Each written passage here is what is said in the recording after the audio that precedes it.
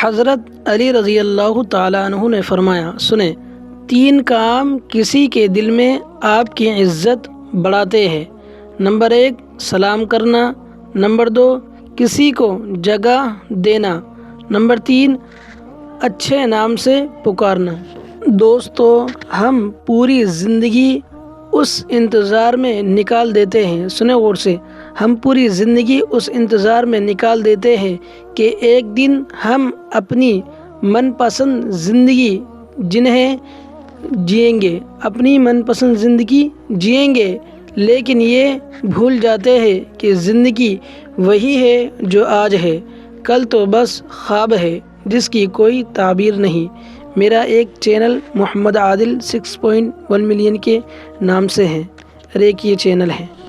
دوستو، یہ دنیا نہیں مانتی 45 سال کے بوڑھے کو 20 سال کے جوان کا دکھ بچپنا لگتا ہے، 20 سالہ نوجوان کو 15 سالہ طالب علم کے آنسو کم ہمتی لگتے ہیں، اور 15 سال کے لڑکے کو 5 سالہ بچے کی ضد بدتمیزی لگتی ہے۔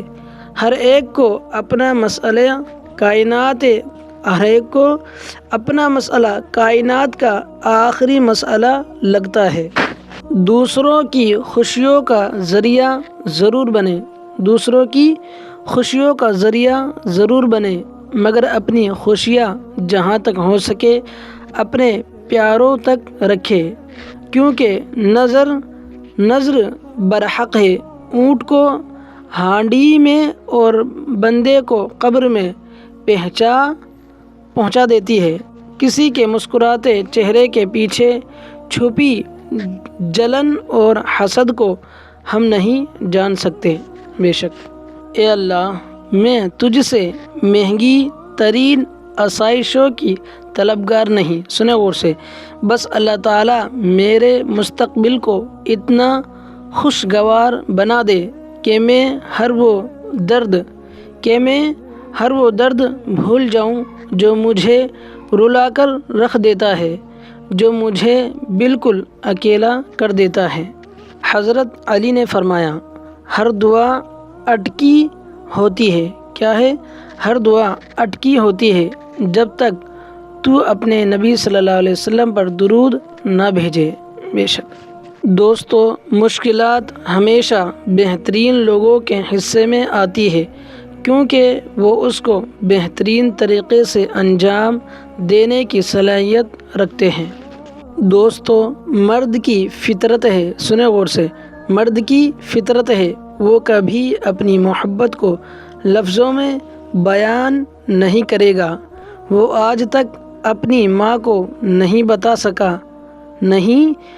سکا کہ ان کے بغیر ان کا گھر ادھورا لگتا ہے۔ وضو کے وقت کی خاص دعا۔ جو شخص وضو کے وقت یہ دعا پڑھ لے، کیا ہے؟